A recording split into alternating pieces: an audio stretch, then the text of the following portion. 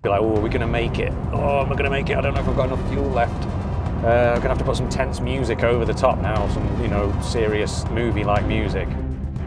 Just how economical can a 22-year-old petrol car with 140,000 miles on the clock be? Obviously, cars are improving all the time and technology is getting better, but it feels like the idea of a lightweight, hypermiling, economical car has disappeared. With obviously cars getting much heavier, like electric cars with the batteries, modern cars with the safety systems. Finding a car that weighs anywhere near 1 ton is almost, well, it's impossible. A car that will fit enough people in it, enough people and things. That brings me to this, the car I'm in, which is my Audi A2, which is a featherweight. It is made of aluminium. It's got an aluminium space frame, aluminium body, and it weighs 1,000 kilos or less. So we're going to put it to the test. Can this car compete with the modern petrol car or even hybrid or diesel in efficiency? Now, I've never fully tested the MPG of this car, and today we've got a good route. We're going to go from Newcastle under Lyme to Newcastle upon Tyne. Now, why am I doing that? Well, they've both got the same name, which sounds fun, and they're about 200 miles apart. So if I go there and I come back, then I think it's something like 410 miles. And the other reason is that I was going there anyway. So the aim with what we call hypermiling and driving as efficiently as possible, the first and most important thing is essentially to never use the brakes. Every time you use the brakes, all that fuel you've used to get that momentum and speed, you're just chucking it out the window. We have to try and be kind of smooth with the throttle, accelerate very gently, and also maintain same and most efficient speed as we can for as long as possible. Kind of tricky in this car because it doesn't have cruise control. Now, it was an option on the A2, but this car doesn't have it. One thing that's nice and simple is that the route is basically 2 roads. It's the M6 up to Carlisle, and then it's the A69 across. I'm not going to try and go around the Manchester M60 or across the M62 because I think that's how we're going to get stuck in traffic and ruin the fuel economy. I'm basically going to drive at around 60 miles an hour the whole way, fast enough that I'm not upsetting the trucks and holding them up. The RPM's relatively low, it's sitting at just under 3,000, something like 2,700 RPM, and the car isn't having to work so hard to cut through the air as it would be if it was doing 70 miles an hour. In theory, Rufus should be as frugal as an accountant who's just been recently fired. Now, this car's got a few aces up its sleeve. Obviously, the first one being its lightweight, the next one being its aerodynamic shape. Everything about this car has been designed to cut through the air. Its low drag coefficient of 0.29 CD. It's the first time I've done it, actually, is that I've taken out one of the rear seats because I didn't need it, so it's gone. They're very easy to unclip and remove. And they weigh a good chunk, probably something like 15 kilos per seat. So that's kind of offset all of the luggage that I've got. But I've also got a cat in the back, Naboo's. It's actually been a very good girl in the back there, being quiet and chill. There's 2 passengers in this car as well, so a few extra kilos on it, but that should be fine. I've also pressed the little Econ button for economy. I don't think that's actually going to do anything. I think it turns the air conditioning off, but the air conditioning in this car doesn't work. The engine, the 1.4 litre petrol, isn't anything particularly special. It's just a 1.4 petrol out of a Polo, but it has much less work to do in this car. As you may have seen in another video, and I will put a link to that at the end because it's really worth watching, the top end of the engine has been rebuilt. That means that the car is running as it should. It's also been serviced, got all its filters changed, I've done the spark plugs, the coil packs, I've done the engine air filter, everything to help the car breathe and work exactly as it should. I have bought some proper efficient tyres for it, so they're like electric car tyres, which, as we know, electric cars are all about trying to get the maximum range out of the cars that are pumped up to the correct PSI. But there are a couple of issues that are going to make this journey a little bit more perilous, a little bit more tricky.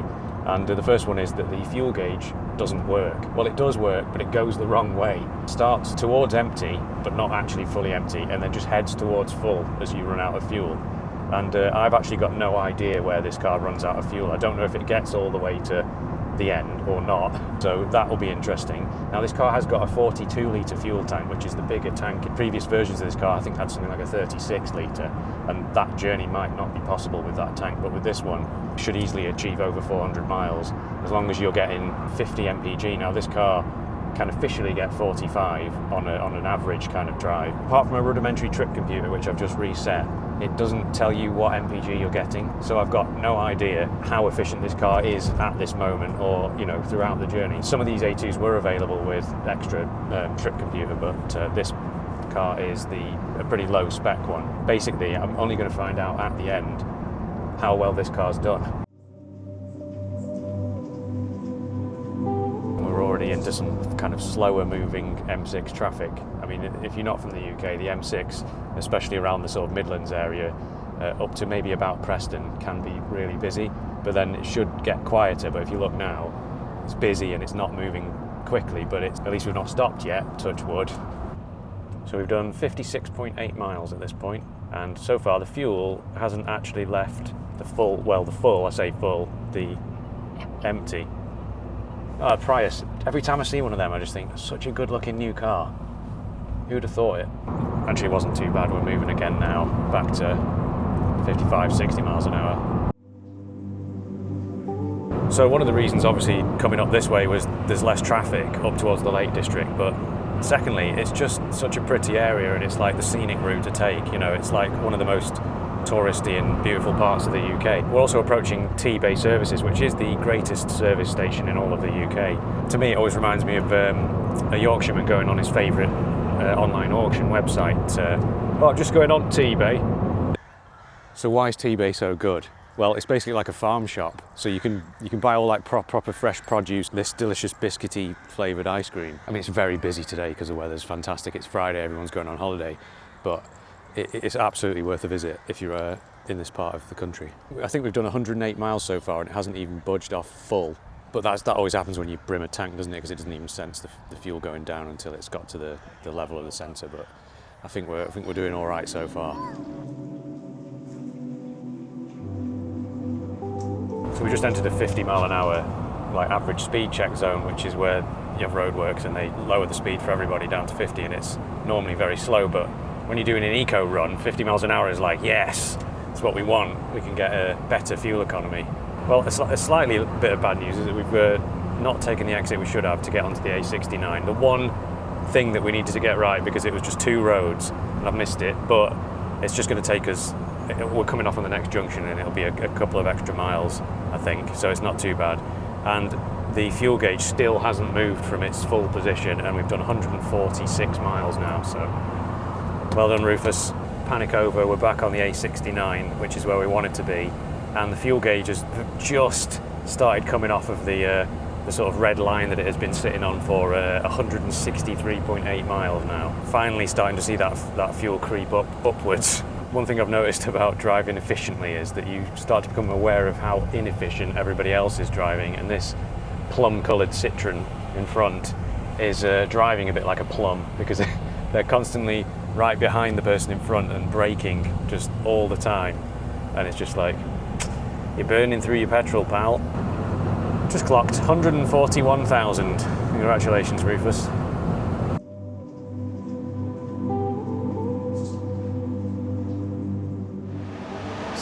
So this is it, we made it. Newcastle upon Tyne. That's the Tyne Bridge behind me, the famous bridge of Newcastle upon Tyne. And Rufus has absolutely smashed it. I mean, 209 miles and the fuel gauge has barely moved. So we're basically just going to go and find our home for the weekend, and then I'll see you on the journey back.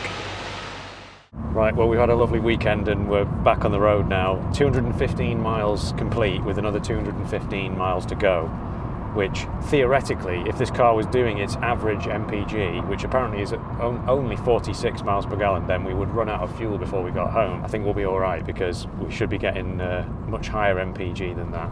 And I've got literally no idea what it will be, but I'm quite excited to find out. Temperature is now 15 degrees Celsius, and as you can see out the window, it's a little bit more cloudy, a little bit grayer, but that's absolutely fine by me. It was getting a little bit too warm in the car on the way up, but this should be a lot more comfortable. Not going to feel the need to open the windows or anything, which we were not allowed to do anyway.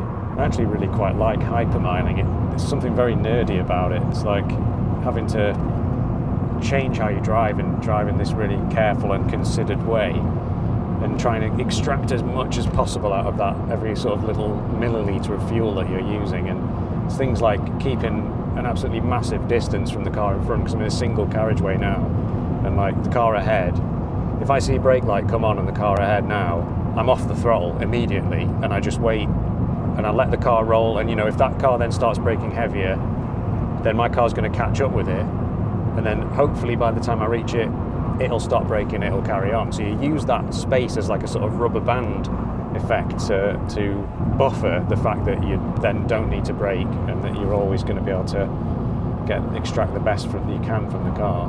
Now, you don't always get it right, and when you do have to hit the brakes it feels like you've failed, but the car in front of me, the BMW, has been braking its head off. It's a good game.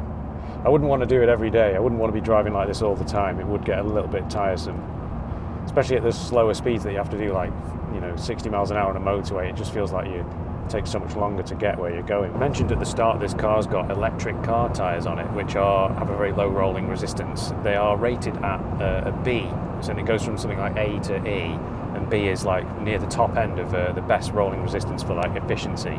The B rating could save you between 2 and 3 litres of fuel over the E rating in this journey, which is absolutely massive when you consider that I'm only working with a 42 litre fuel tank, and it could be the difference between getting there and running out of fuel. Sit rep, we joined the M6 quite a few miles back, and the weather is now absolutely glorious once again. 18 degrees outside, despite being 6 o'clock at night now on a Sunday. We're just under 300 miles total in the journey, and the fuel gauge is sitting underneath the halfway mark. It means I think I've still got a fair chunk of petrol left. The most I've ever dared get this car to on a trip is to the 3/4 mark, because after that I don't know when the tank will run out. But right now we're still sitting pretty under half a tank. I have to say, this car has been actually really good long distance car.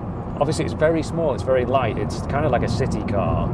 It's not a car that you would think would be particularly brilliant for long distance driving, but as I've said before about this car, it's designed to feel like a bigger car. It's designed to feel like a big quality, solid car, and it has been really good. It's been really good on the motorway. It's really comfortable. I don't feel particularly, achy in my back or whatever, and I've driven plenty of cars before this distance where I have, so it's a car that I would absolutely not hesitate to take on a really long journey all the way across the country, I think. Maybe even into Europe. Might have to do that one day. And Naboo is sleeping soundly in the back. She's quite a picky passenger, I have to say. Sometimes in other cars she's been quite unhappy. One last browse of the fancy cheeses at T-Bay Services, and it's time for the final leg of the journey. It's a real beautiful golden hour in the middle of the Lake District.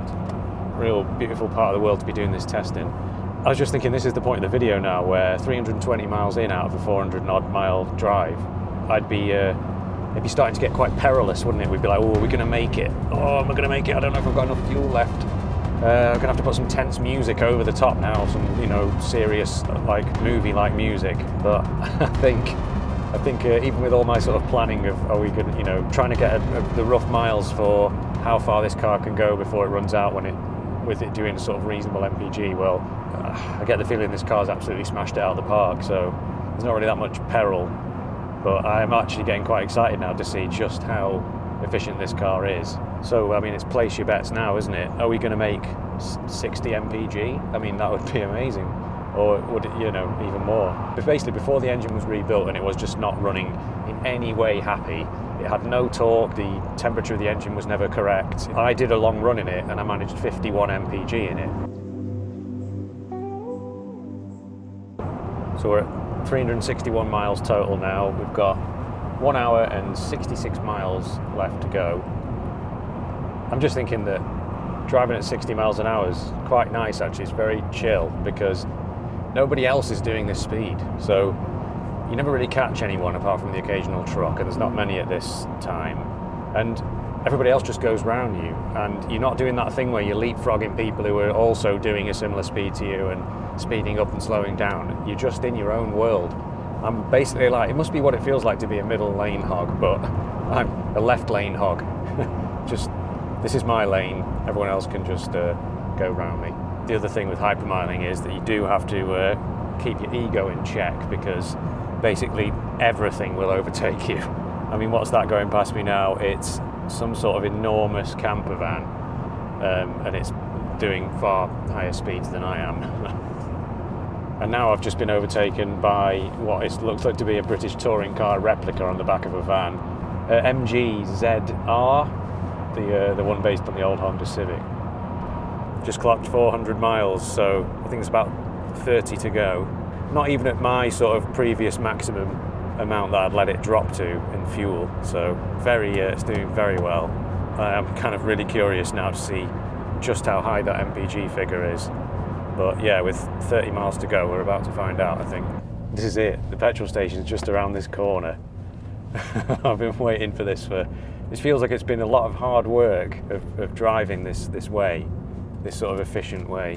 It's hopefully all going to be worth it. Same petrol station we started at, and I'm going to use the same pump. There's no one here because it's an expensive petrol station. Coast in, Rufus. Ugh. Oh. So that's 426.4 miles.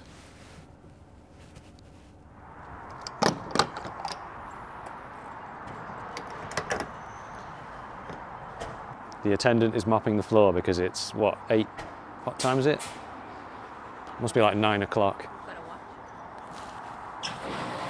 Yeah, pretty sure 9 o'clock Sunday.